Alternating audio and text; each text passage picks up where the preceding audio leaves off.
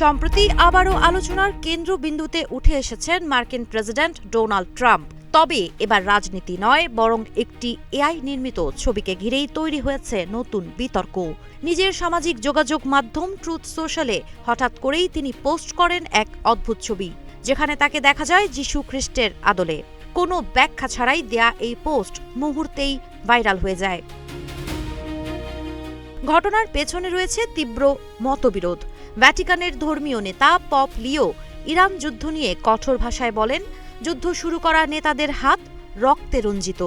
এই বক্তব্যকে ব্যক্তিগত আক্রমণ হিসেবে নিয়েছেন ট্রাম্প। জীবন অবাক না করলে কে করবে? 28% মিল্ক ফ্যাটের অবাক করার সাথে ফ্রেশ মিল্ক পাউডার। জীবন অবাক করুক প্রতিদিন।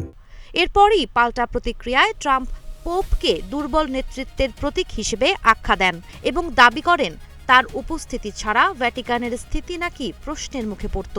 এমন বক্তব্য এবং সেই সঙ্গে যিশুর বেশে নিজের ছবি দুটোই সামাজিক মাধ্যমে নতুন বিতর্কের আগুন জ্বালিয়ে দেয়।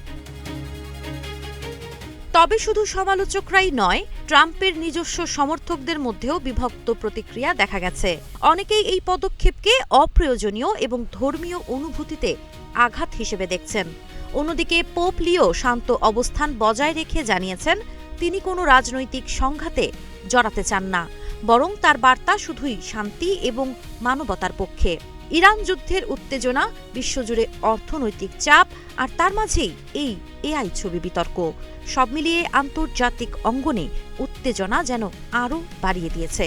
এখন প্রশ্ন একটাই, এটি কি শুধুই রাজনৈতিক কৌশল নাকি বিতর্ক তৈরির নতুন এক কৌশলী পথ? সাবা খান, নাগরিক প্রতিদিন।